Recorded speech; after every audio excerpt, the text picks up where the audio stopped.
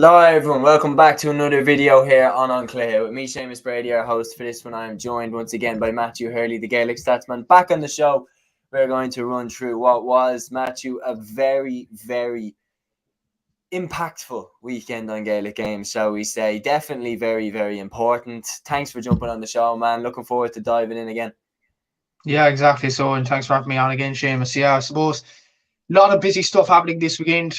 Again, kind of hard to catch up with it all, considering, I said to you off air, I was in Tullamore yesterday, keeping an eye on Mayo Dublin today, was somewhere this morning as well. So, watched a few games, Galway Armagh being one of them. Didn't get the chance to watch the Derry Westmeath game, but obviously the implications there were absolutely huge. And having heard some pundits last night, Paul Flynn was talking this the Saturday game last night, and he was saying that Derry looked like a Division 3 team, maybe something to be talked about as well. And Louth Kerry wasn't even big shown. And I actually read a match report from Queeving Riley saying that Conor Lane was a disgrace today as a referee. But again, that's another maybe discussion we'll get into. But yeah, a lot of stuff to discuss this weekend. And yeah, looking forward to it.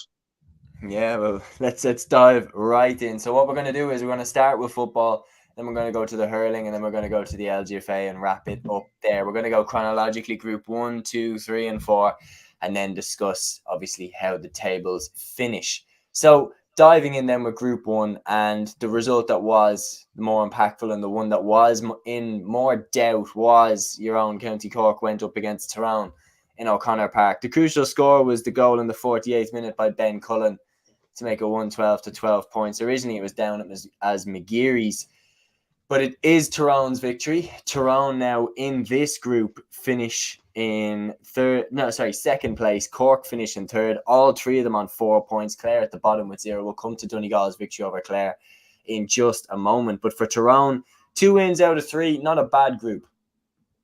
Yeah, not a bad run of form. I think Noel Morgan mentioned on the post-match interview as well to Tommy Rooney yesterday that this was Tyrone's first back-to-back victories in the championship since 2021. So long time coming for Tyrone, and a very good victory, to be fair to them. In the second half, they're outstanding. Derek Hannivan kicked over some brilliant scores, and I suppose Darren McCurry kicked over a brilliant score as well. Obviously, Ben Culling in that goal. There was a bit of confusion even in the ground before was Ben Culling starting and stuff like that, because I thought seriously Tyrone were saying no changes, Go were saying no changes, and then I just see number 19 waltzing around the pitch. I'm looking at the program thinking, is that Ben Cullen there? And I just put him in instead of Ciara McGeary, and it was just a lucky guess. But apparently McGeary got injured in the warm-up, so that was the reason why. But just the communications maybe have to be improved, and look at the teams and stuff like that. But I know that was it. I was keeping up with the game on Scorpio and I seen it down as McGeary goal. I was like, then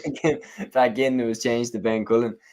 For Tyrone as well, though, that is massive what you're talking about with the back-to-back wins. For the first time since 2021 to get into that routine of putting together a string of victories, and they're in second place, they'll have home advantage now against whoever comes in against them. And if you're looking at who they could come up against, they could come up against Derry, they could come up against Roscommon, and they could come up against Monaghan. There are 3 winnable games, especially the way that Derry are playing right now. Maybe Derry would be the toughest one because you'd imagine that Derry will up their game for Tyrone. But they're in a good little spot to potentially make the quarterfinals. They are, and especially with the monkey off their back about consistency and all that, and getting that win under their belts. They again some excellent performances around the middle. Con Kilpatrick, Brian Kennedy, Noel Morgan was almost dictating the orchestra in the back line. And I suppose in the first half they didn't get enough shots off. Cork had more possession, they had more shots and everything like that. Tyrone just hung in the game though, and they got the purple patch. The difference was, I thought yesterday, Tyrone dealt with going up a man, 15 against 14, dealt with it really well, getting 1-3, nearly 1-3 to a point, I think it was. Ben Cullen's goal included.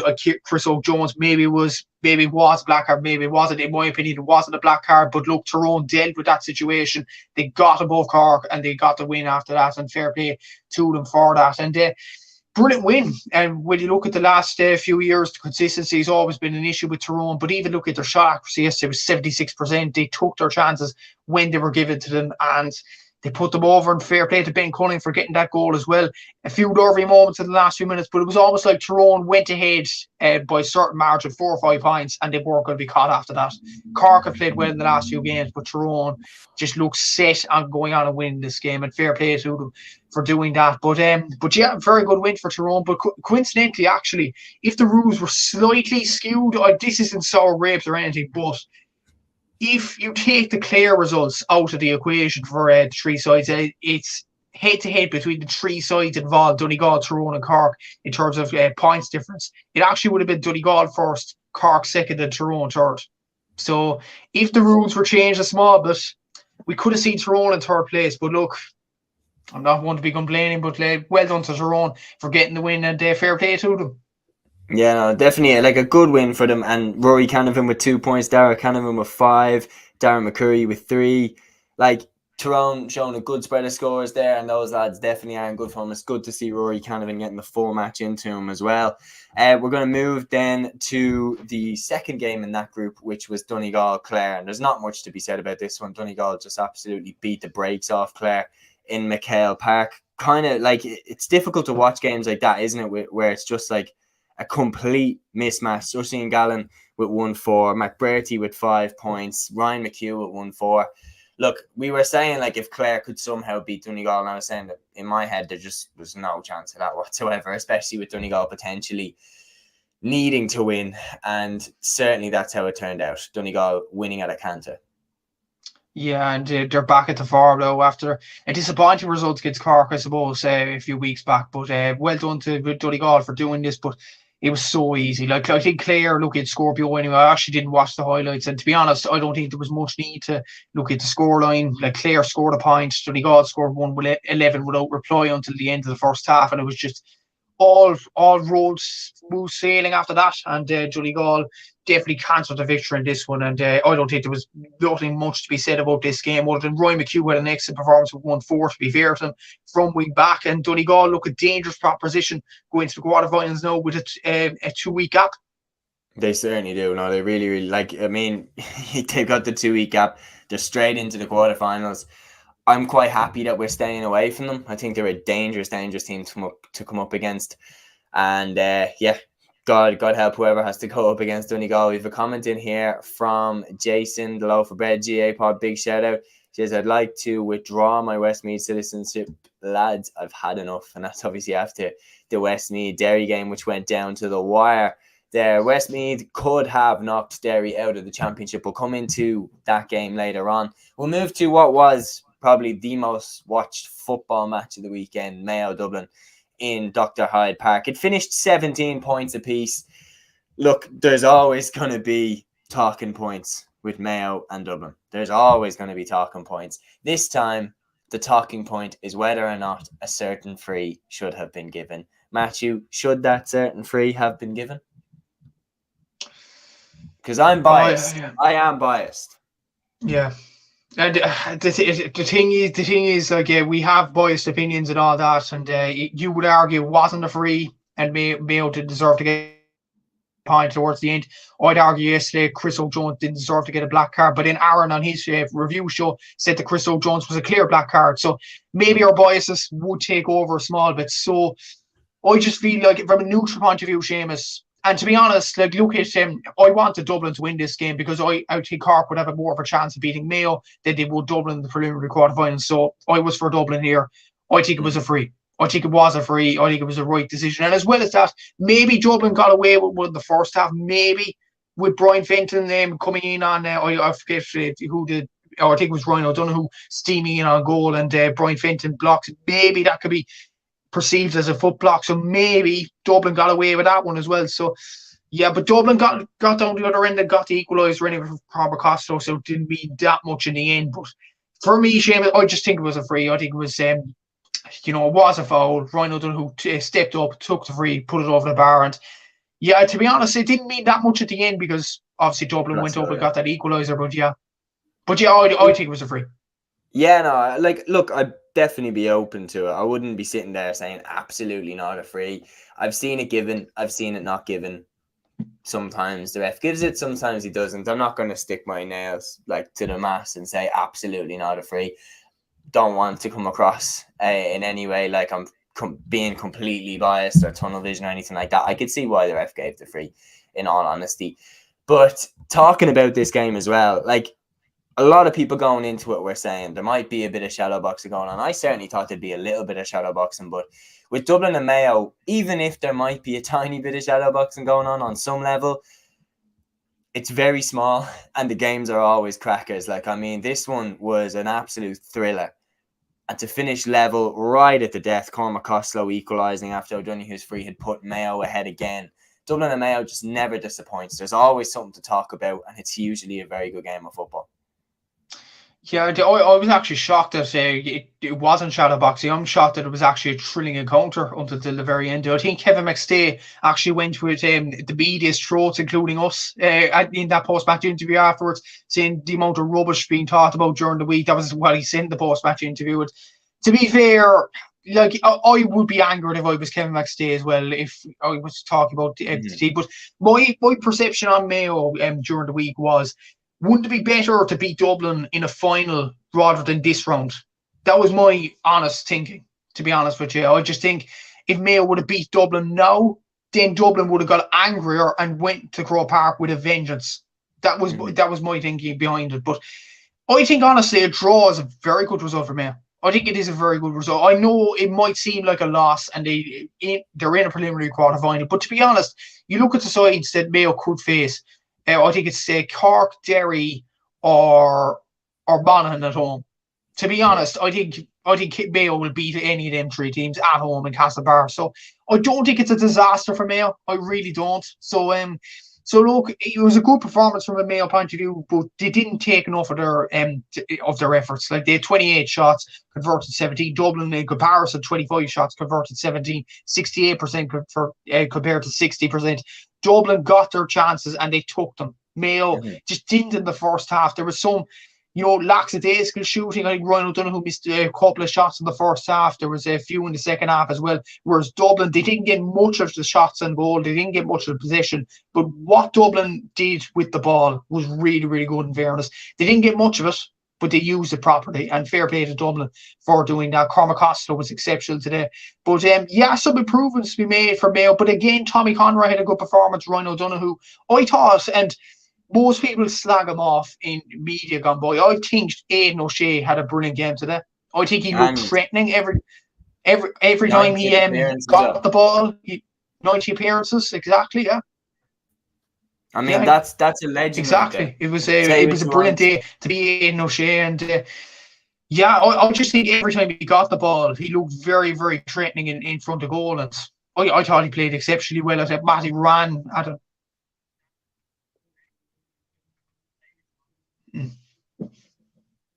Exactly, yeah. I think he was absolutely exceptional, in fairness. And I think Mayo fans should be very proud of his efforts. 90 appearances. He's just an incredible footballer, gives it his all for Mayo football. I just think he deserves a lot more plaudits than what he's getting. I think David McBride had a good game at full back as well. I thought there was good moments in Jack Carney as well. So, Mayo, I think, should be proud enough with their efforts. I know tonight they'll feel sick and they'll feel like it was a point dropped rather than a point gained. But I will say this, Mayo, if they are good enough, I think they'll be back at Dublin's throats coming All-Ireland final in Croke Park, if they're lucky. And who knows what will happen there. Yeah, no, I agree with you. I think Mayo will get into the All-Ireland quarterfinals. I think that if you look at it this way, they have the home advantage against, as you said, one of Cork, Derry and Monaghan. And given how Derry are playing right now, I would make Mayo favourites for that game. So there's definitely a path there to the quarterfinals for them. Be interesting to see who they come up against in those quarterfinals if they do make it. And then, they're only 2 games away from another All-Ireland final. So I certainly wouldn't write them off. If they can avoid Kerry and if they can avoid Dublin, I think there's definitely a path into the All-Ireland semi-finals at least for Mayo. So it'd be very, very interesting to see. Now, this game on paper, I didn't get to see this game, but I kept up with it on Score Bio. It looked like it was a brilliant game. Roscommon, Cavan, 320 to Roscommon, 120 to Cavan in Pearse Park. Ultimately, Roscommon come out with the win and eventually finish off, their group stage campaign with a victory and put themselves into 3rd place, which means that they get a preliminary quarter final shot. Diarmuid Murtagh with 1-6, Dara Craig and Conor Cox with 4 points each. 2-2 came from midfield, 1-1 for Ultan Harney and Frenda Smith each, respectively. And looks like it was a brilliant game of football. It does, yeah. To be fair, Cavan didn't lie down, and you have to give them credit after the injury that Paddy Lynch sustained. They have a new guy coming in, Darrell Lovett, who scored 1-3, and he deserves a lot of praise as well because he was in the under-20s for Cavan this season. He's come into the senior team and has done absolutely brilliant, in fairness to them. George Smith has got 6 points as well from a Cavan point of view. But Roscommon deserve a lot of credit. We were talking about it during the week. If they drew this game, they would have gone into the preliminary quarterfinals without winning a game. At least this way, they've won a game. They've won a game. They've got a bit of momentum. And look, they'll go into next week, whoever they play against, whether it be a Tyrone or somebody like that, under no pressure really, because Tyrone or somebody or the team with the home advantage will be seen as favourites. Other than obviously if Roscommon are to play Louth and Navan, that will probably put Roscommon as favourites given the divisions the sides are in. But Roscommon, I think, will be relatively happy coming over with a win here.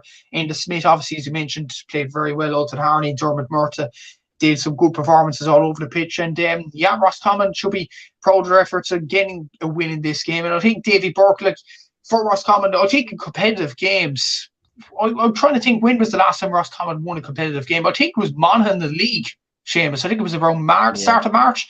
So to get a win for the first time since the start of March about 3 months ago, fair play to Roscommon for doing that. They would have been downgraded confidence in the camp leading into this game, but to get the win on the board, deserve a lot of credit. They certainly do. Look, they kept going. My personal opinion is Derry and Roscommon should be out of the championship. As in, and I don't say that in any sort of a disrespectful way towards them. My thing is, if you lose 3 games, you should be out of the championship because then it doesn't have the feeling of jeopardy around it and everything like that. If you've lost 3 games in a row, you shouldn't still be in the championship and still be able to make it to the quarterfinals. Just a question for you, Séamus. If you were saying that Roscommon and Derry deserve to be out of the championship, what about Monaghan and Cork? By the same metric, yeah. By the same metric, if we're going, by the same metric, because as we were saying this kind of on your show, football is at its most entertaining, at its best, when there is a sense of someone's going home. And I was at the Dublin Roscommon game in Croker, and there was a sense that the result didn't really matter. Do you know what I mean? It did, so that type of feeling can definitely impact the team. And when you look at Roscommon have lost pretty much more or less all their games this year, yet they're 1 game away from the quarterfinals. How is that possible? Do you get what I mean? There is instances where it's harsh, and you look at it, because it's a good point that you make. I think Monaghan have been bad. Monaghan were not great against Kerry at all, and they were bang average against Louth and lucky to get a draw in that game. And I know that they beat Meath, whereas Cork have actually been really, really good in all the games that they played and would be a harsh one to be eliminated. But I don't know, man. I just feel like if you can lose over and over again and then still make it through, it kind of diminishes. Because this is what I'm saying is, you look at it this way, right? In the 2010s and the 2000s and everything like that, a team could be cut. A perfect example is 2006. Tyrone were All-Ireland champions, defending All-Ireland champions. They got beaten Ulster by Armagh. And they go into the qualifiers, and Laois just caught them on the hop and knocked them out. The All-Ireland champions were out. And that was one of the headline results of the summer. If that had happened now, Tyrone would have been safe passage into the group stages, and that defeat wouldn't have mattered because they probably would have won the next 2 games and made it into the quarterfinals anyway. My point is that with systems like this, it's going to be extremely hard for new teams to break through the glass ceiling, because you might be able to beat Dublin once, or you might be able to beat Kerry once, but you sure as hell aren't going to beat them 3 times. And that's what I'm saying. I feel like it's going to be nobody's going to get taken out in the group stages as a once-off shock result. I suppose, yeah, but I just feel genuine question. Can you see a new All-Ireland football champion in the next decade? Can you see anybody other than Dublin, Kerry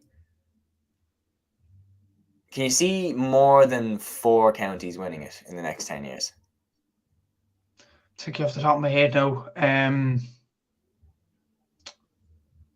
I could see 4 potentially. Actually, no, I could see more than 4. I could see Dublin, Kerry, Donegal, Armagh if they get their get it together. I think they are a very good team, and Galway, potentially Mayo as well.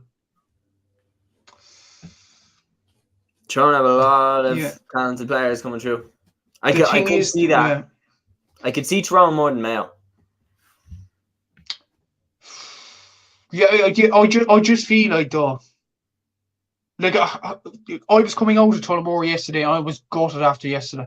I didn't feel like it was a marred victory. So, if you're going by the metric of Tyrone deserved to win the All Ireland, would you put Cork in the category, considering the players coming through? I think Cork definitely are in with a shout. I think Cork are kind of in a similar spot, I would say, to Tyrone and Galway now, where you have a lot of young players coming through, and it's like if they get it right with these lads, they could make a push. Like Cork could be a similar situation to like what Derry initially were, in terms of like they got it right manager in with Kieran Mina and everything like that, and they push towards potential All Ireland. So it's just a matter of keeping it right. But yeah, Cork have definitely made massive strides forward, and that's like I was never worried for Cork in Division 2. I always felt different about Cork than I felt about Meath. I felt like Cork were actually taking steps forward, but we'll come back to Meath later. But speaking on Derry, so we will move on to Derry and Westmeath's game.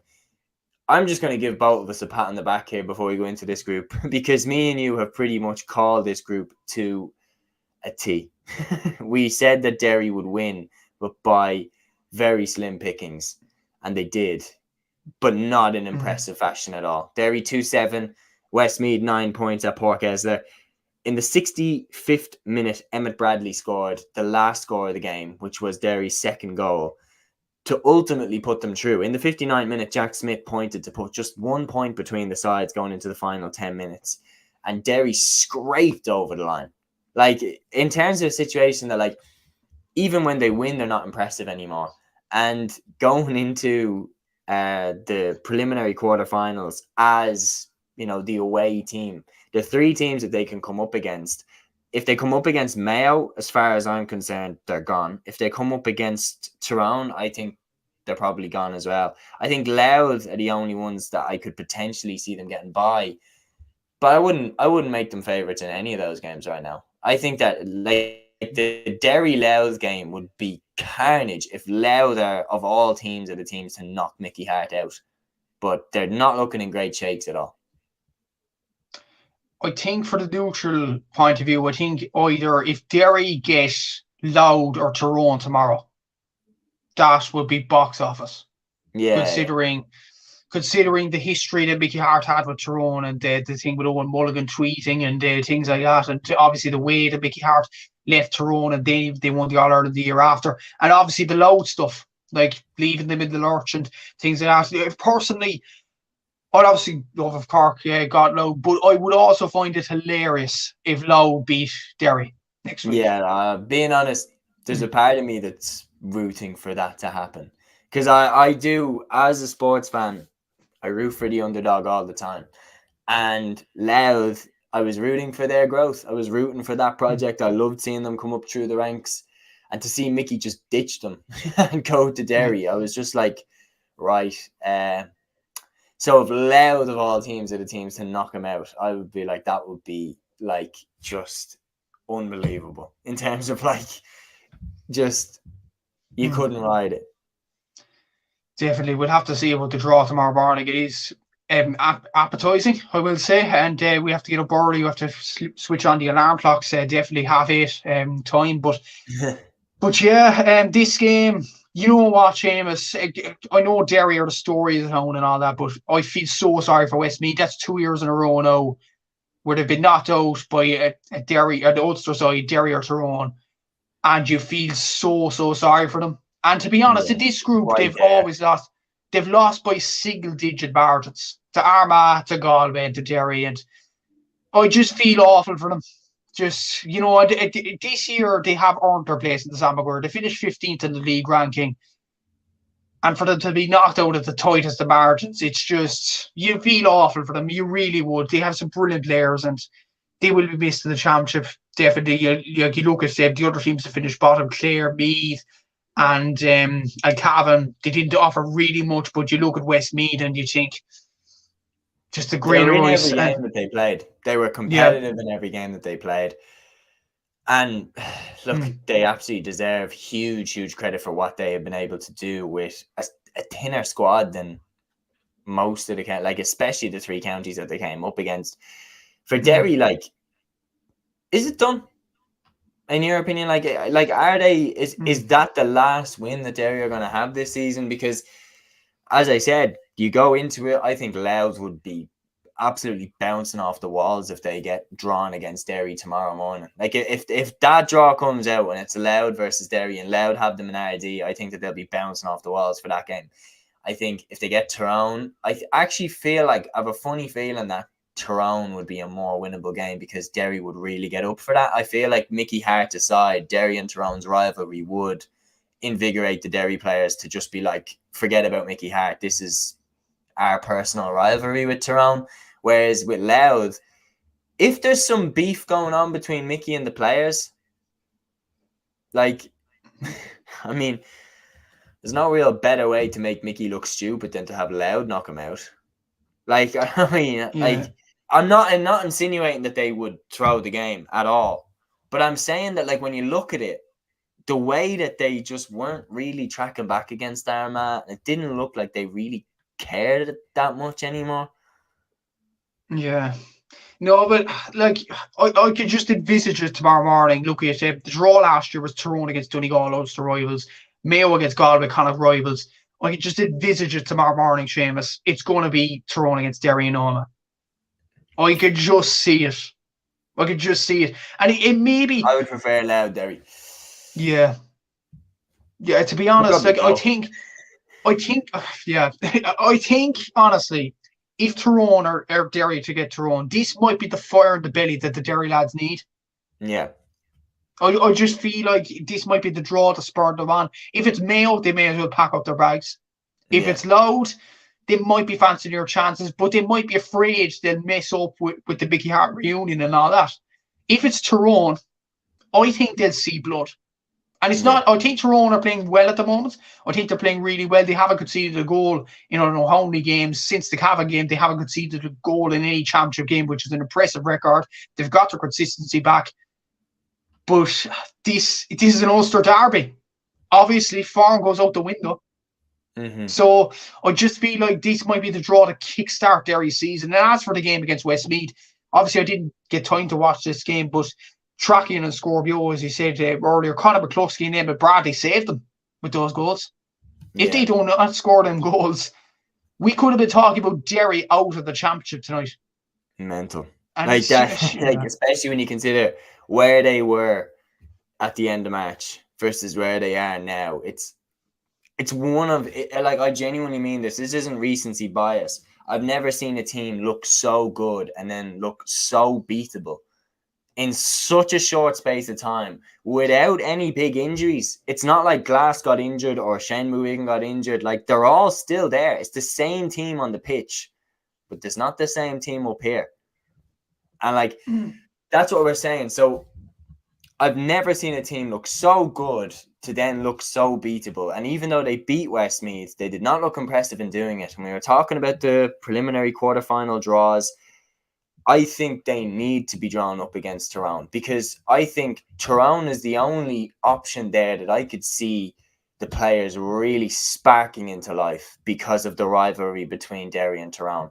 I think that there's definitely a disconnect there in the Derry camp, that they're not all on the same page. And if they get someone like a Louth or a Mayo, it's not going to kick them the same way that getting Tyrone would.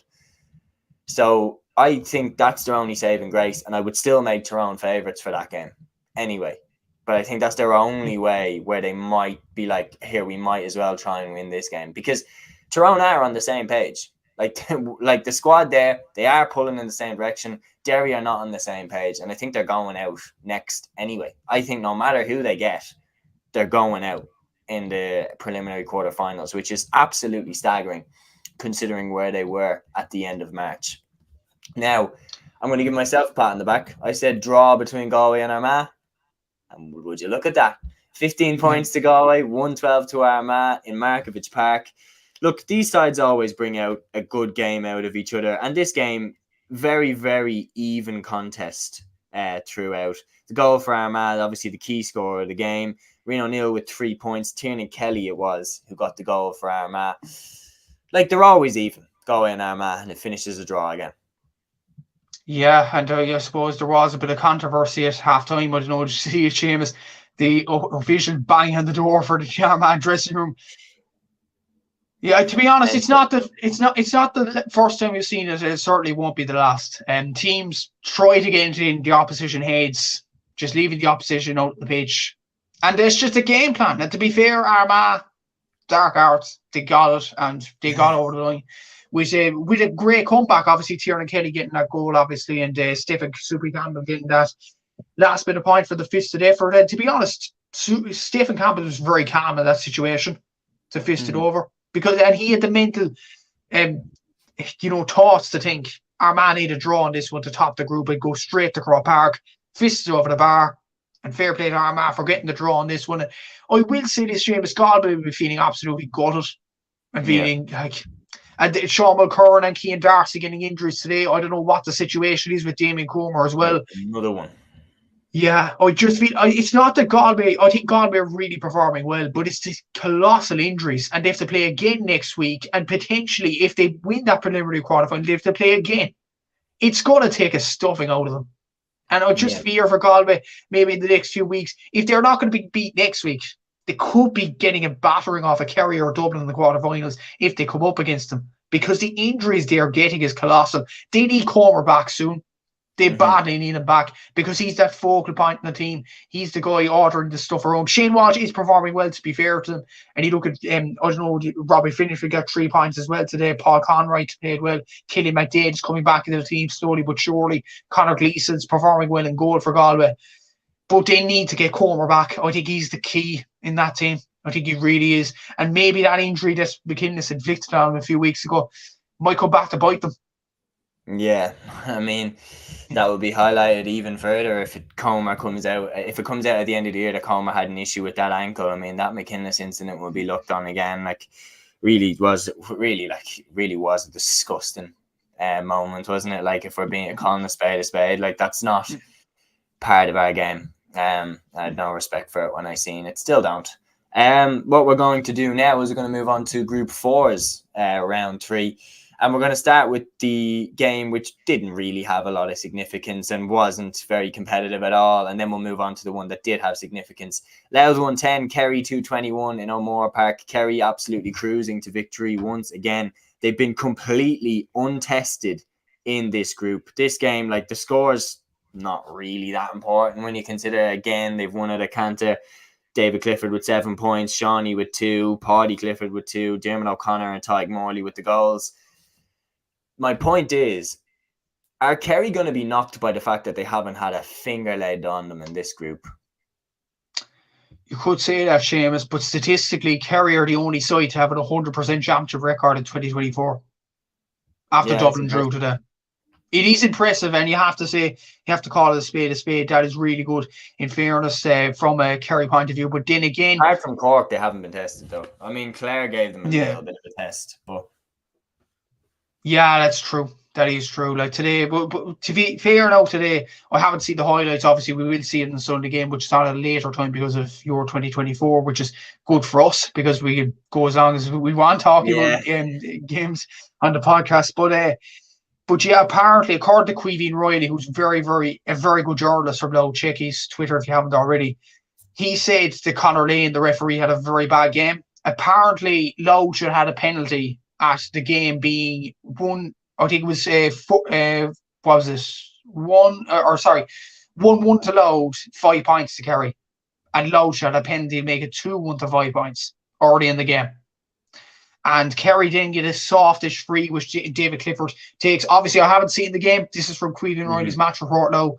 But if that is the case, Like, Lowe could feel a Then bit hard again, man, done like by. Kerry hit Clifford, then O'Buglik, then Conor Grimes got a point, then Clifford hits 2, Paddy Clifford hits 2 in a row, Paul Murphy, and at halftime it's 13 points to 1-5. So Kerry kicked on and took over from there. Like I know that there's certain instances Kerry still would have won easy. Yeah, yeah, and it was just a disappointment that Lowe didn't offer much to be put on Kerry, especially what they did to Dublin over Do a you few think they weeks ago. tried? Loud. Oh, definitely in the first few minutes. When Donal McKenny Yeah. got that goal, I was thinking the Kerry are in for a tough test here.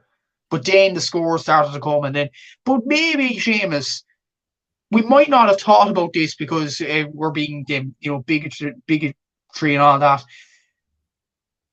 Maybe Kerry are better than people think. Maybe they Yeah. are a good team. Maybe they are on the route for the All Ireland. Maybe we haven't seen that because other than Cork, nobody's got close to them. And you actually look at, like, a lot of people criticise Kerry after the Cork game, but you look at Cork, like, they tested Tyrone all the way. They beat Donegal. They beat Clare as well in Ennis. Like, Cork have proved to be a decent side in this championship. So I think Kerry maybe are getting a little bit of disrespect, and they are still a good team. David Clifford's outstanding, obviously. Sean O'Shea. Brian O'Buglik is having a brilliant last few weeks. I think he scored about 3 points against Meath. He scored another 3 today. He might be up for a wing back of the year so far, along with Craig Lennon from Loud. I think he's been absolutely incredible in these All-Ireland group stages. Tyke Morley got a goal as well. Paddy Clifford, Joe O'Connor's doing well in midfield. So I can whisper quietly, but I think Kerry, and once they get to Croke Park, we all know the story, Séamus. Once Kerry get to Croke Park, they're a different animal, and they'll ramp up the gears if they want to. So I think Jack O'Connor's team are very dangerous. I think they're a dangerous team for anybody to get potentially in the quarterfinals. Yeah, I completely agree. Like, I would want to steer clear of Kerry, of course, as long as you can. But in terms of why I think they don't get as much credit is, and maybe this might be a load of waffle. Feel free to tell me in the comments if it is. But I remember when Kerry were winning like 5 minor All-Irelands in a row. And Dublin's All-Ireland at senior, that came off the back of 1 minor All-Ireland title. I remember looking at Kerry being like, Jesus Christ, like, they're going to blow everyone out of the water. I thought it would be like a Limerick in the hurling style situation where you'd look at it and go, we can't compete with that. Like how Dublin were in the 2010s, that it just feels like this unstoppable juggernaut. But like, Kerry seem a lot more beatable than I thought that they would have been at this stage. Does that make sense? There's a lot of quality players that came through those minor teams that they haven't been able to keep hold of. Like, I think Mark O'Connor has been a huge loss, him going to Australia. And then other players like Paul Walsh that haven't really stuck around, like players that were key in minor All-Ireland successes. And I just feel like as a squad, they're not as strong as I thought they would have been in this current moment in time. Like, I thought in 2018, 2019 that they'd be stronger now than they are, if that makes sense. It's a fair point, yeah. And there is a fair point They're to be still said. very good. Yeah. They're still very good. And they're still direct All-Ireland contenders. My point is, I thought it would be like road off. Nobody else is winning it for a few years other than Kerry. Minors are very weird grade, though, Séamus, you have to say. It is a very weird. Like, Tipperary won the All-Irelands in minor level. Let's call it a spade here. Mayo won the All-Ireland minor in 2013. Armagh won it in 2009 and haven't really achieved much up until, I would say, 21-22.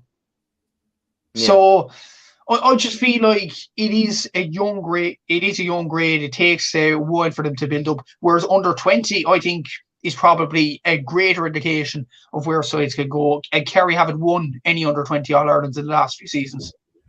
Yeah. So I just feel like Dublin have won more, obviously.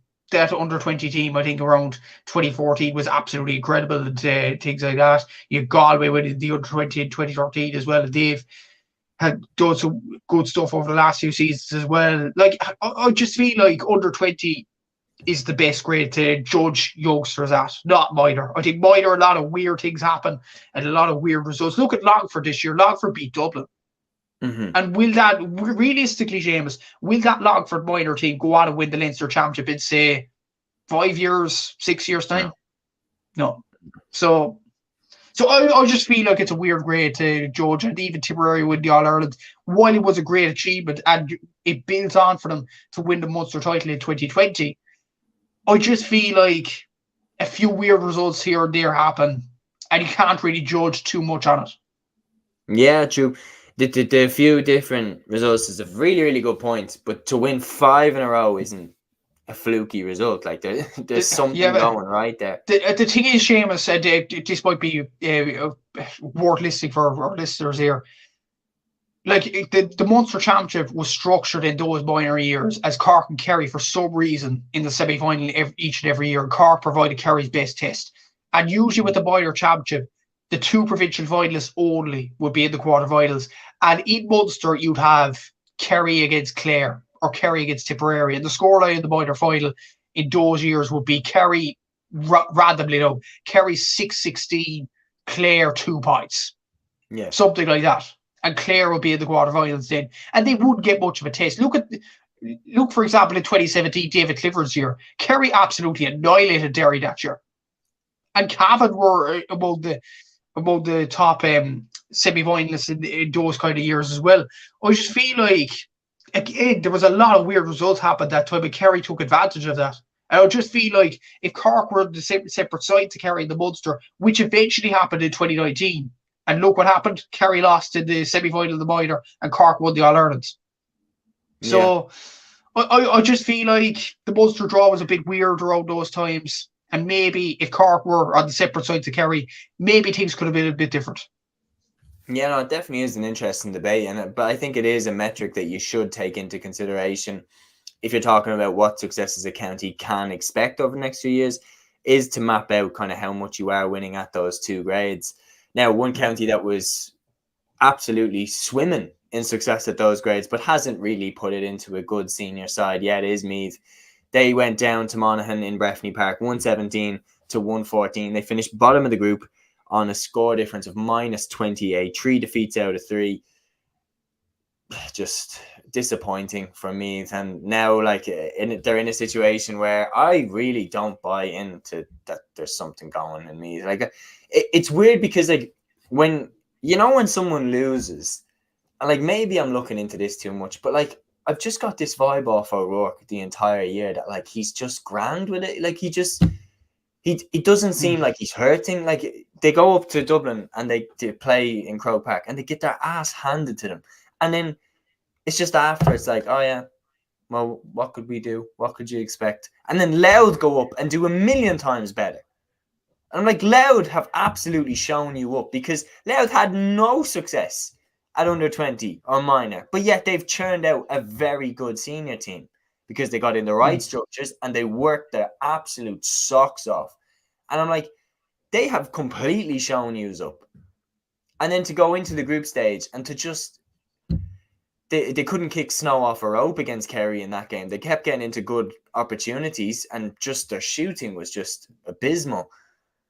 I don't know, man. Like, it's just, I really want Meath to get good. Like, I really do. And it just is disappointing when they get into the group, they lose all 3 games. And then O'Rourke's in the post-match interview and he just looks like he's just grand with it. Like, oh yeah, sure, I might as well stay on for another few years. Like, hold on a minute. Like, don't do them a favor to stay there. Like, if you're going to stay there, like, you better drag them lads along with you. And like, I don't know, man. Because you look at it and you're like, Louth have managed to churn out like a very solid team. I know that they got beaten by Kerry, but Louth always give it their best shot. Me, it was like they knew where their place was and they didn't dare try and beat somebody that was better than them. The thing is that you could compare with Westmeath as well. And they were Táilteann Cup winners, obviously, before Meath as well.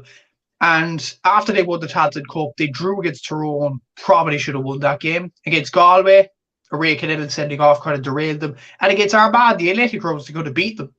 Yeah. For Meath, in 2 of the games in this group stage, they haven't been competitive.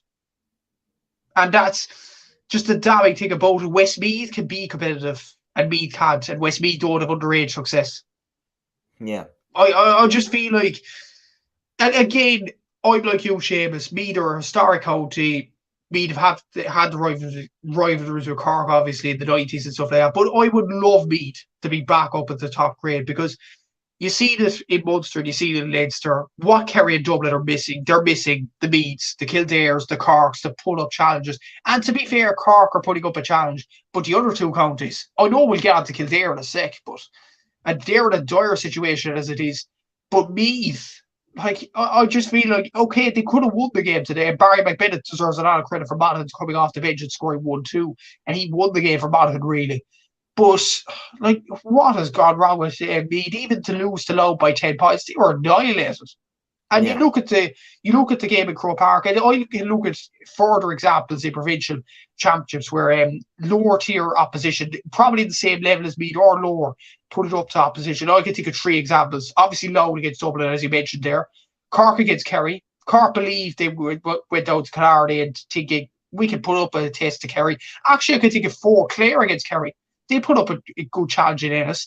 And another one of call out, Sligo against Galway. Remember this a few weeks ago, Séamus? Sligo could have beat Galway.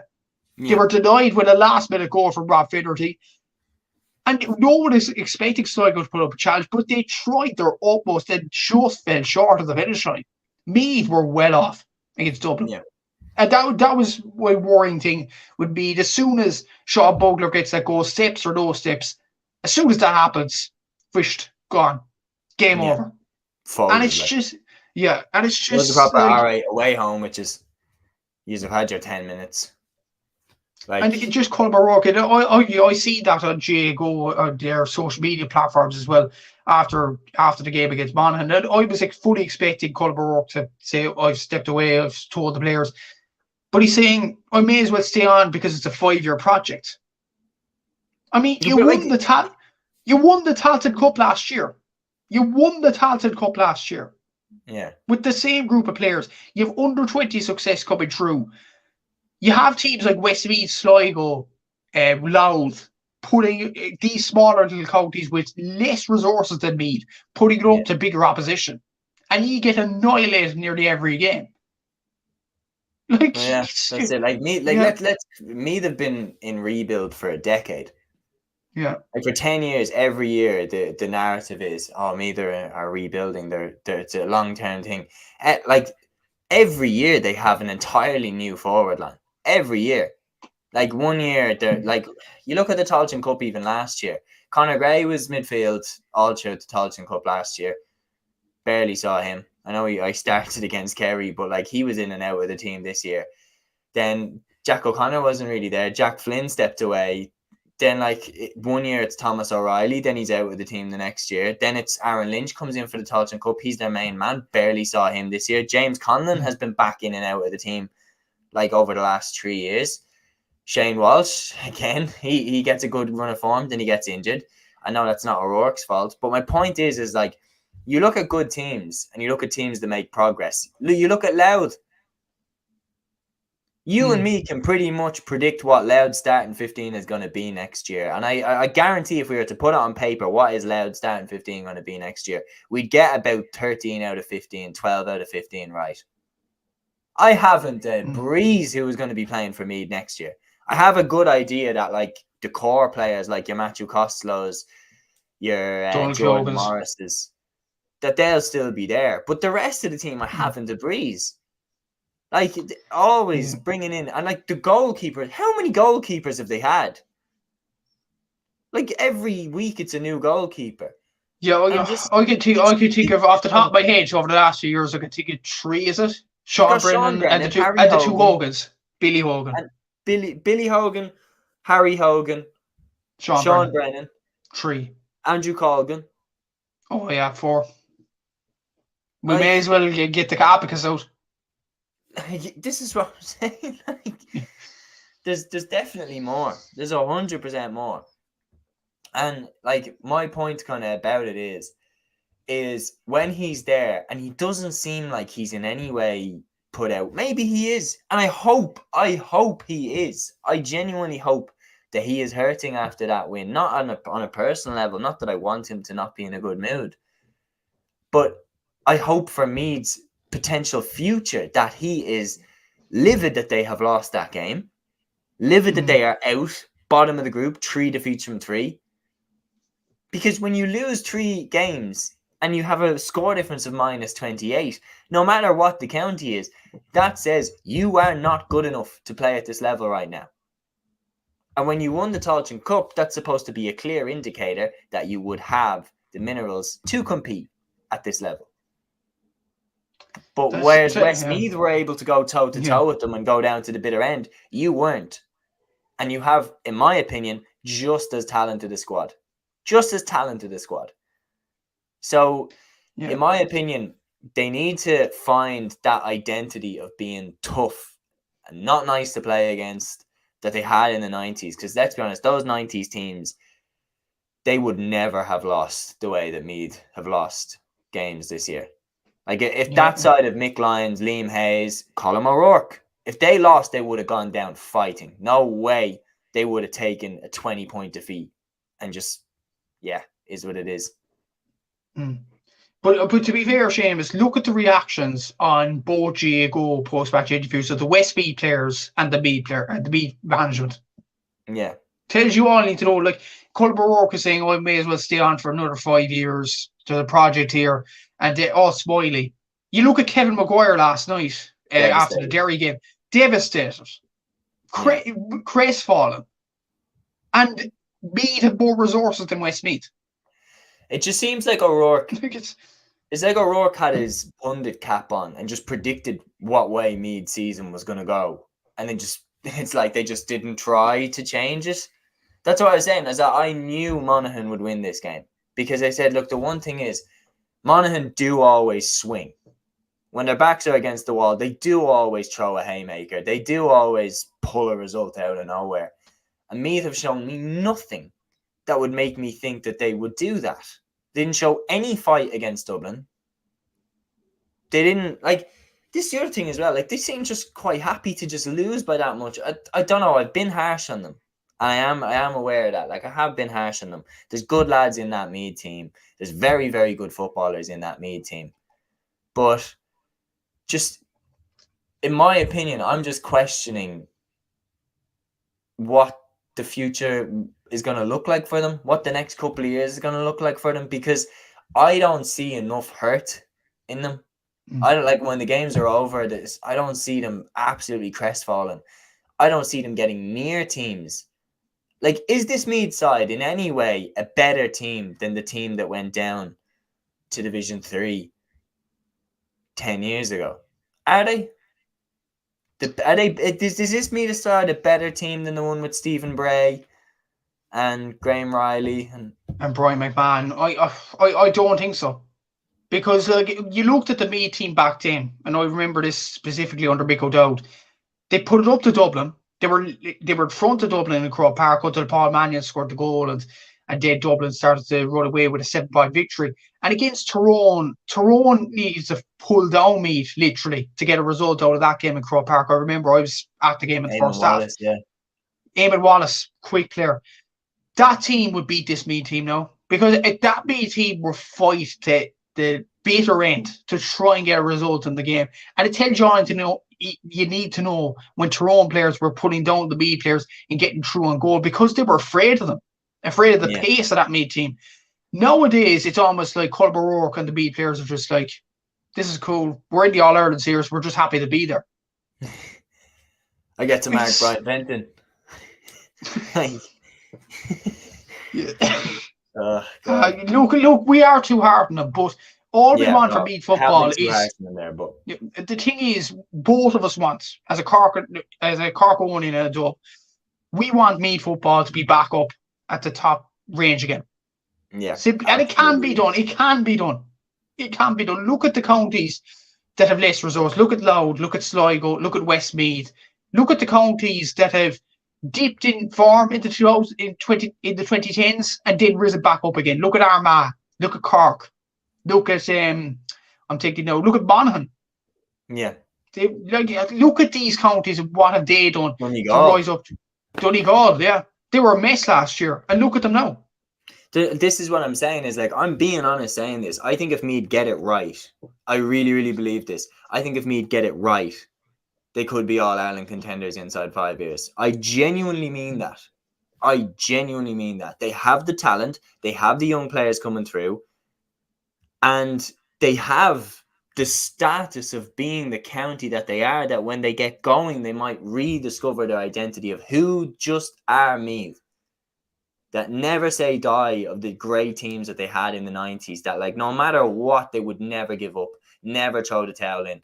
And my thing is that if you get it right, you can make progress in Gaelic games astonishingly quickly. Like Louth have shown them the way.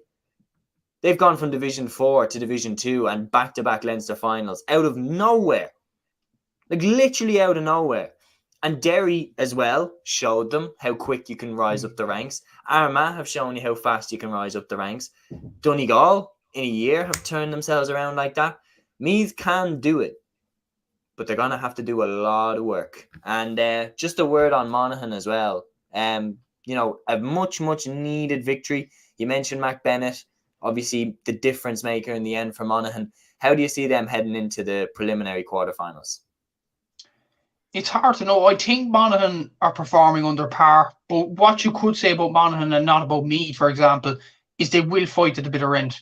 Whether they're playing a Mayo or a Tyrone or somebody like that, they will fight. There's no doubt about that. It obviously will be difficult. They'll have to play, I think it's Tyrone, Mayo, or Galway away from home. It's going to be a difficult task for them to get past them. Yeah. But you feel like if Monaghan, then again, Conor McManus last year, he might come up with a bit of magic that is needed for Monaghan. They are all they're like a cat with 9 lives. You never discount them. So they are a dangerous team. I don't see them going through on form, but they are still in the championship and they are still a dangerous opposition to face. They certainly are. And one of the most impactful results of the weekend was in the Táilteann Cup Quarter Finals. Now we're switching over to them. This result jumped off the page at me the minute I seen it. I was keeping up with it on Score BO, but when the full-time whistle went, I was like, wow, I don't even know, have the words for this one. The Táilteann Cup Quarter Final, Kildare 12 points, Laois 2-11 in O'Connor Park. Goals from Mark Barry and from Evan O'Carroll proved to be the difference as Laois knock out Kildare, and the Glen Ryan era is over. He stepped down as Kildare boss following this defeat. Kildare fall short of Táilteann Cup success at the quarter-final stage as well. No Croke Park appearance. Laois booked their place in the semi-finals instead. And the Glen Ryan era with Kildare is over. And to be honest, Séamus, the stats don't look good. Even looking at this season, competitively, Kildare won 4 games of football against Wicklow, Leitrim, Longford and Waterford. Like, that's really rough. And in the Glen Ryan era, he took them. And I feel sorry for Glen Ryan. I feel bad for him. I really do. He took them from Division 1 to Division 3. Yeah. It's not good. They lost every game in the Division 2 this season without really looking good. Beat Wicklow by a late point from Jack Sargent. I remember up in Portlaoise that time. In the group stage, they look very, very good. They look to be too good for this competition, but that's a shocking result today. And fair play to Laois, brilliant result for them. Just McNulty seems to be getting a tune out of them. Brilliant goals from Evan O'Carroll and the penalty from Mark Barry. But Kildare football, like, they have the players. There's no doubt about that. And we talked about me being in the dire situation. Kildare, I don't know. Right there with them. Like, it's almost like we thought Kildare were too good for this competition in the Division 2. And if they took this competition seriously, they'd whack nearly everybody. It looked like that way in the group stage. But this is a huge sickener for Kildare football. It's a poor result for them. And Glen Ryan, honestly, Séamus, I feel bad for him, but I'm not surprised at all. I was thinking, writing is definitely on the wall. Yeah, no, definitely. It was probably the right decision to step down after that. I mean, if you fail to win the Táilteann Cup, when realistically you should never have been in the Táilteann Cup, given the players that you have, the resources that you have, and, you know, counties that are a lot smaller in terms of their panel and what they have on offer to them are outshining you and going higher up the divisions. It is something that, you know, definitely I looked at and was like, you know what, in the Táilteann Cup, when they won the 3 games in the group and they won them by big scorelines, I was like, you know what, we could see a Meath part 2 here where Kildare have a shiny day in Croke Park where they win a Táilteann Cup, and then all of a sudden everything's looking up for next season. But it's just tripped and fell on its face in this game. Like, Laois absolutely caught them. They caught Fermanagh at the quarterfinals last year. They've made a bit of a habit of doing this now 2 years in a row, that they've pulled off upsets at this stage of the competition. But for Kildare, it's just, you know, a result that basically, if you want to sum up their year of 2024, that result is it. A result that everybody kind of expects them to do well or expects them to get a good result, and they just absolutely flattered to deceive. And for Glenn Ryan, I agree with you. Like, I do feel for him. You can tell that he really, really cares. You can tell that he really, really, you know, values Kildare football, and you can tell that it really matters to him. But like, when you go out in the preliminary quarterfinal, when you go out in the quarterfinal of the Táilteann Cup like that, your reign has to be over. And unfortunately for Glenn Ryan, like, even though you can tell he really cares, the results haven't been good enough. 7 defeats out of 7 in the Division 2 league, when just 2 years ago you were very unlucky to get relegated from Division 1. You looked every bit a Division 1 team. And now all of a sudden you looked way out off the pace in Division 2, not even good enough to be in that division, so straight down to Division 3. And then to get beaten by Laois in the Táilteann Cup quarterfinals after showing us something in the group stages with big wins over Waterford, Waterford, Leitrim and Wicklow. Like, it definitely was like, and you were like, right, they're showing us something now. They are showing us something. And just for it to fall on its face, it just really is disappointing. And like, my thing is we always talk about this, and we said this throughout the year, that the Glenn Ryan era on paper for Kildare was really confusing, because they had the players, they had the pedigree there at under 20 success and so on, but it just never seemed to work. Whatever was going on, there was clearly always a bit of a disconnect between somewhere. I don't know if it was between management and players, or some players on the team, or maybe too many cooks in the kitchen, that they're all trying to be the manager of the team. I do feel for Glenn Ryan, because you can tell he really cares, but with results like this, you have to go. And that's the truth. And he did step down pretty much as soon as the result was in. And it's a very sad note to go out on, because let's be honest, as a player, Glenn Ryan's a Kildare legend. Like, Glenn Ryan was unbelievable for Kildare when they made the All-Ireland final in 98 and captained them to a Leinster title in 2000. Like, he is a legend, and it's such a shame that his managerial stint has finished like this. Yeah, it is. And I suppose I'd love to say as well, obviously a guest on my podcast a few years ago, Johnny Doyle of the backroom team as well. Feel awful for him, because he's a legend in Kildare football as well, and deserves a lot better than this. It's just I feel awful for them, because I actually watched them in Páirc Uí Chaoimh against Cork, and they went ahead in that game until then, when Tommy Walsh scores that goal in that game, the dam broke. And it was always like, as soon as something bad happens, they capitulate. And that's probably the common theme with Kildare this year. What I noticed in Páirc Uí Chaoimh as well early on in the year, they play some excellent football when they're on it. And they do have brilliant players. Derek Heron, as shown in the Táilteann Cup this year, has been exceptional. And he's a very, very good player. Jimmy Hyland, Kevin O'Callaghan. Like, there are some very good players in Kildare. It just needs a breath of fresh air, a manager to wake them up. I seen on X earlier today, Kildare fans are saying Brian Flanagan has to come in, the under-20 All-Ireland winning manager from last season. He has to come in now and try and fix this problem. Will he come into it? I'm not sure. Would you want to? That's the thing. A bit of a poison chalice, like. Who wants the Kildare job? Like, after that, because like, what we've seen is even in terms of like football teams, like, there's a lot of times where a manager gets the boot very quick. Like, and my thing is that, like, as a Kildare player, if Glenn Ryan puts his arm around you and says, I need a massive game out of you, and you don't give it your all for Glenn Ryan, who are you going to give it your all for? He's one of the biggest legends in Kildare football history. And, like, I don't know, man. Like, it's just, again, I see potential in Kildare. Exactly the same with Meath. They're two counties that are pretty much in an identical situation. And it's interesting that, like, Glen Ryan, like, but they're in two opposite situations. Like, for Kildare and Meath, two counties who are in identical situations. O'Rourke says he's staying on. Glen Ryan immediately stepped down after the loss to Laois. They're two counties in very similar situations that they have the pedigree there at under 20 success, minor success, the players that are coming through. They have the ability, in my opinion, if they get it right, that within 5 years, they should be right up there with the best teams in the country. I really, really believe that. When you see how fast teams like Donegal were able to turn it around in the past, when you see how fast Derry turned it around, obviously up until they had their recent really bad bit of form, Kildare and Meath have the pedigree. If they can get the right management team in and they all pull from the same direction, there's hope there. There's something there on paper. And when you see how Louth, for example, with no pedigree in terms of, like, being equal at all, at under 20 success or minor success, have managed to turn their crop into a really, really solid team that is way outperforming Meath and Kildare right now. There's definitely something to aspire there for both of them.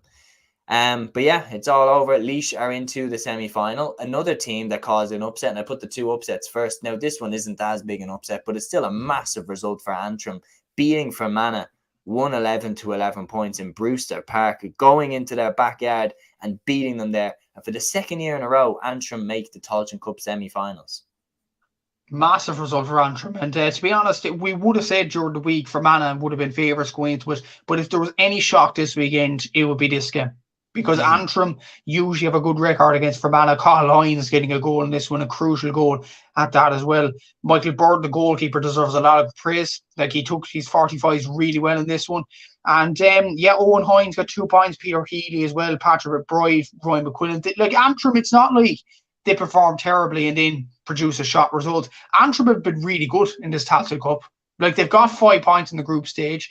They won comprehensively enough in the preliminary quarter final.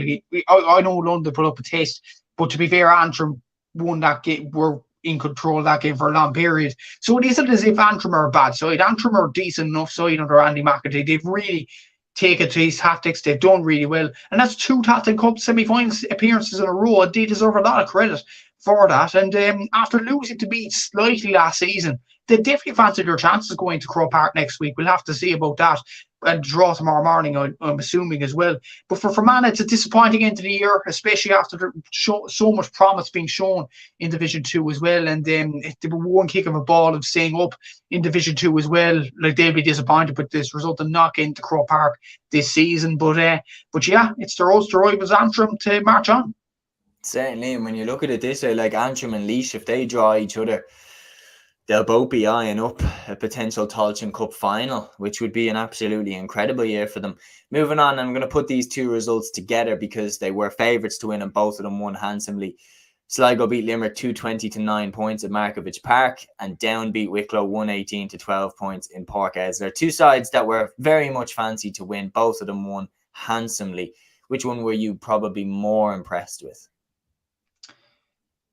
It's hard to judge because to be fair, I'd actually say Sligo, because Limerick were coming into this game with 3 wins on the bounce and there was a lot of confidence in Jimmy Lee's camp. But to be fair to Sligo, like, Sean Carbine had an excellent performance with 3 points from play. Lee Deignan with a 1-1 this one. Patrick O'Connor, Cian Lally. Like, Sligo are building a very, very good side. They scored 20 points against Antrim, and while that was kind of a shock result in the group stage, they've looked really, really good in this Táilteann Cup, and they look on a serious mission to get the trophy as well. And let's not forget, against Galway, as I mentioned before, they were within a kick of a ball of beating that Galway team. And Galway looked one of the favourites for the All-Ireland Football Championship. So Sligo are a very good side, and they look to be retaining kind of their dark horse tag in this competition. And arguably they are the second best team in the competition left, but the best team that the competition left are down. And to be fair, if it wasn't for the lucky draw Clare got in Munster, they would have been the All-Ireland. And other than, unlike Kildare, they have shown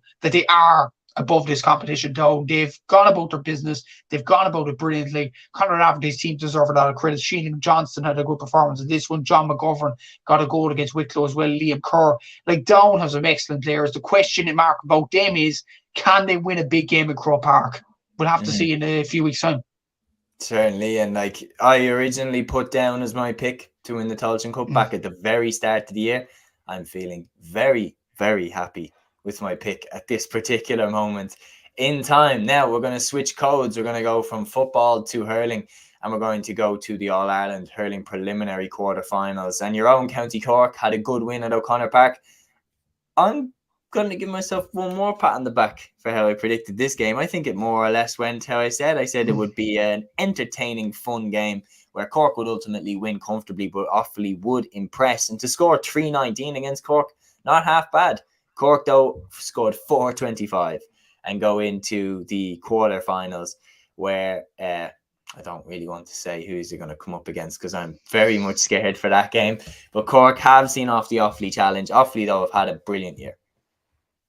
They have, yeah. And to be fair, firstly, to Offaly deserve a lot of credit. And they came to O'Connor Park yesterday thinking that they could win the game. And they got within single digits. It's what they deserved for a brilliant year that they did have. Like, Adam Screeney wasn't in the panel actually yesterday. He was apparently on holiday. So I don't know what was the story there. To be honest, like, he deserves it. He deserves it after such a long year.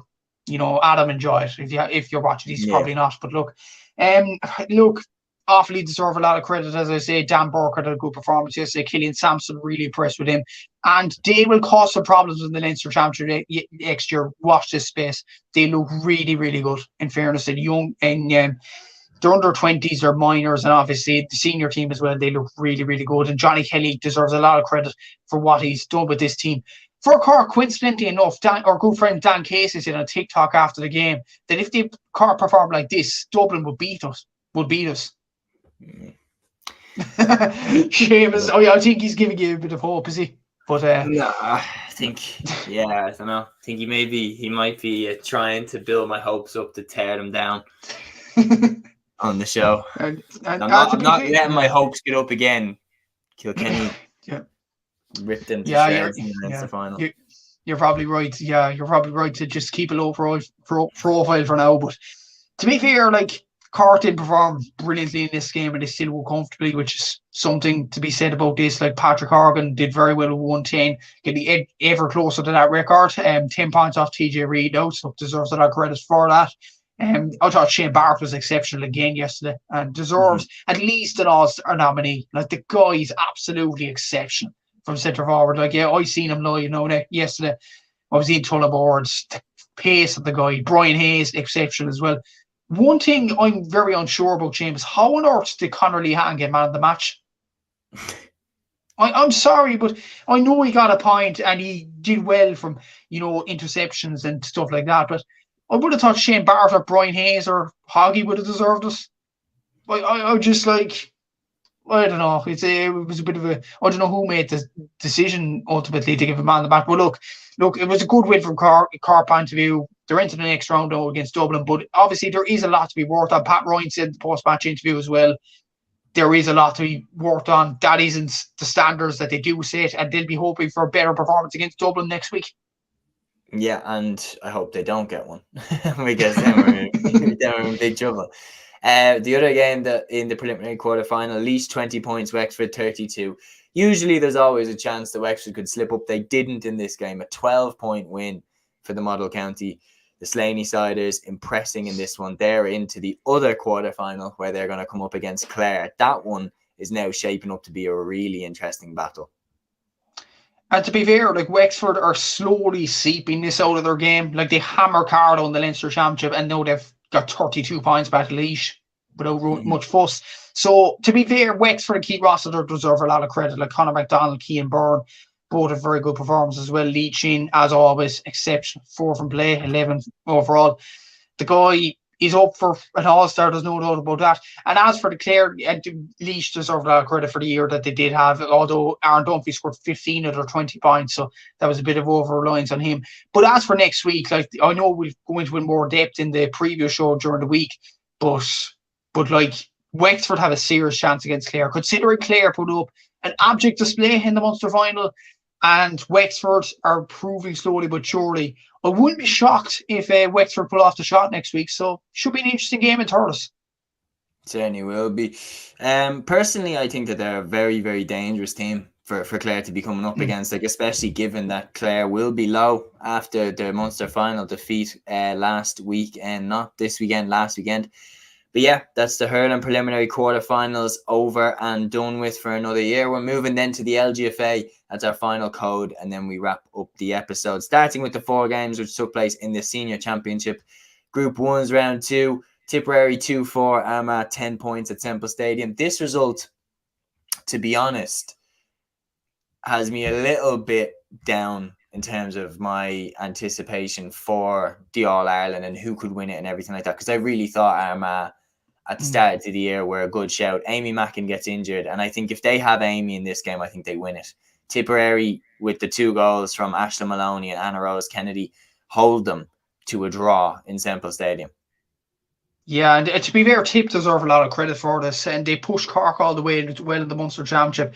They did very well in some games in the Munster. They were very close to Kerry as well until an error leading up to a goal in Killarney that time. So Tip have done really well under Peter Creedon this year, deserve a lot of credit and fairness for their performances this year. Anna Rose Kennedy, as you mentioned, Emma Morrissey scored 3 points, very accurate yesterday. And Aisling Maloney, obviously, with a goal as well, who is Tip's very own Amy Mackin, if you like. So very good performance for her. But Armagh seem to be struggling. But look, they're in the quarterfinals. I think they'll get a home draw as well, because, wait a minute now. I think if Armagh are 1 point or on +1 at the moment, if Tip managed to beat Meath by 2 points or more, Tip get a home quarterfinal, don't they? I'm just thinking that now. Yeah. So yeah, like, that's an interesting game now. Next time out, Tipperary and Meath. We'll see what Meath team turns up, but Tip will definitely fancy their chance to get to the quarterfinals, and not just that, a home one in Semple Stadium or Fetters. So that is a very good result for Tipperary and puts them right in the driving seat. Certainly does, and like, it's crazy how quick one result can change the complexion of everything. And like, league champions aren't doing too great this season, are they? Kind of across the board, if you win the league, you tend to struggle. I think Tip and Camogie are the only ones who have kind of hit the ground running in the All-Ireland series. Then moving on to Group 2's round 2, Kerry 4-13, Waterford 9 points after dropping points in round 1 to Donegal away from home. Kerry made up for that with a very emphatic win over Waterford at Fitzgerald Stadium. Emma Deneen, Daniel O'Leary, Hannah O'Donoghue and Shifra O'Shea with the goals. Louise also chipped in with 3 points from centre forward. Hannah O'Donoghue, the top scorer, with 1-3 for Kerry in this game. Waterford definitely usually put up a fight, but not this time. Kerry got what was a pretty comfortable win. It's almost like the draw last week in the Kerry Donegal game. It was like, if you poke the bear too much, they'll maul you. And that's what Kerry did. Like, Kerry have the exceptional talent to do this to any team. Like, Louise wasn't even one of the top scorers in this one. She only scored, 3 points yesterday, and still Kerry were easy enough winners. And it just shows as well, Kerry have some excellent dynamic players other than Louise in their team, and that is probably what let them down last year, the over-reliance on Louise Dever-Hurtig. Like, Hannah O'Donoghue scoring 1-3 yesterday.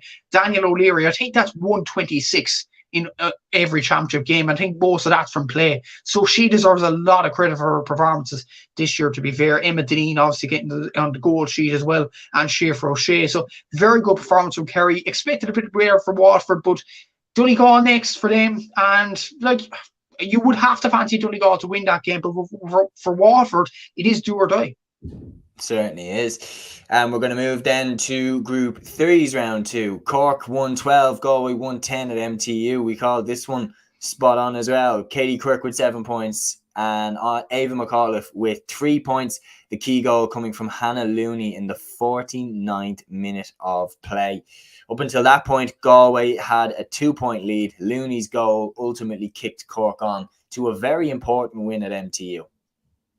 Massive win. And I suppose in the terms of the championship and in terms of the morale around the Cork panel would have been down and out really in the league, obviously getting relegated with one win on the board, but they have turned it around, to be fair to Shane Renane's men. And he deserves a lot of credit, Renane, for just turning the ship slightly. In Munster, the performance started to improve.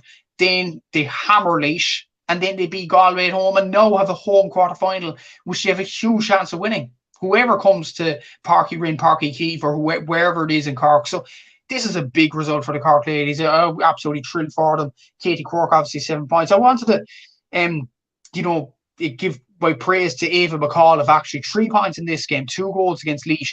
I found out yesterday that Ava is actually 16 years of age. Mad. I mean, that is incredible. And she deserves a lot of credit for her performances over the last few weeks. And have the Cork LGFA team found a star in their ranks. Like, she seems to be that way.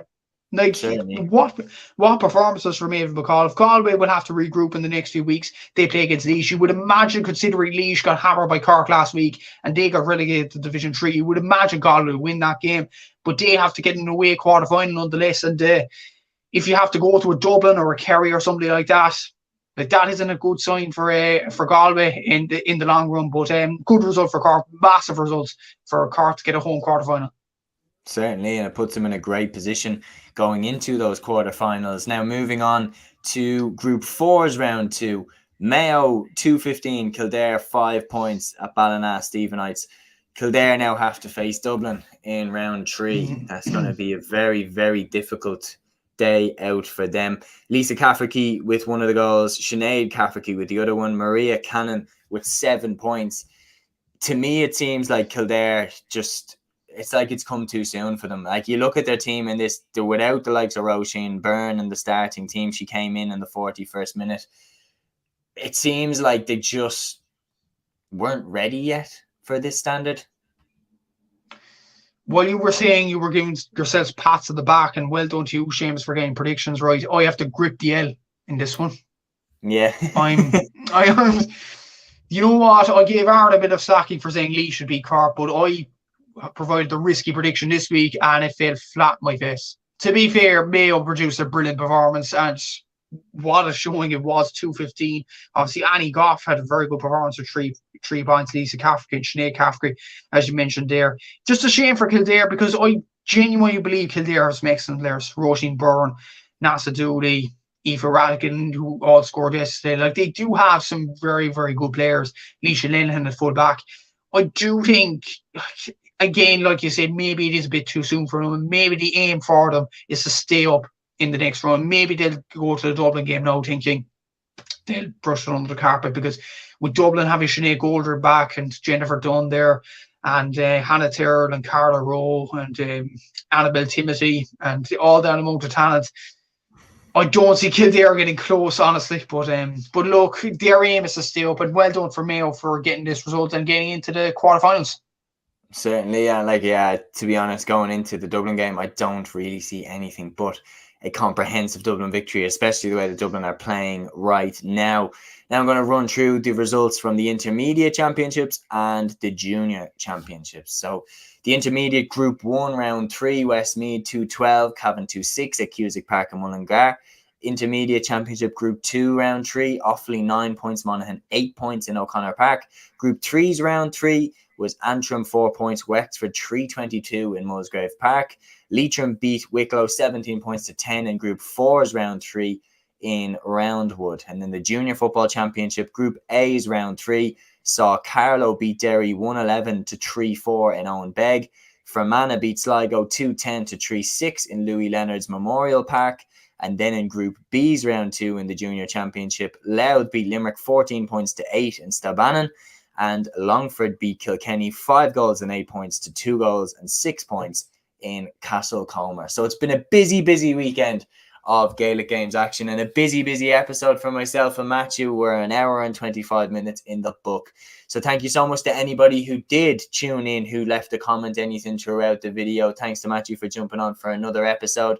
Enjoy the later version of the Sunday game this week. Enjoy the Euros games as well. Until the next episode on An Cluiche, guys. Torara.